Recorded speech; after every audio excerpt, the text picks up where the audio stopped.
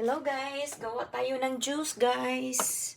Mayroon akong celery, yung grapefruits, mayroon akong carrots guys. Hindi ko na binalatan. Hinugasan ko siya guys.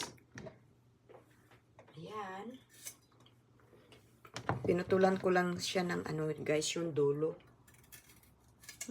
Bumalik na asawa ko kasi sinabi ko kasi sa asawa ko, nandoon siya sa kabila kasi guys.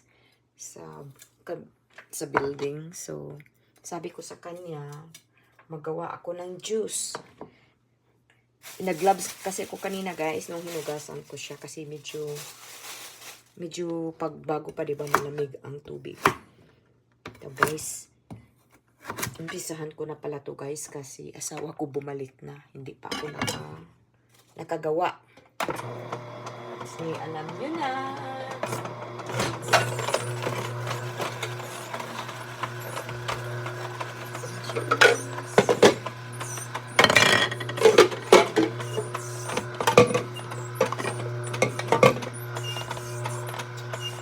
Hugasan guys, ito na lang nilalagyan ko ng bawang.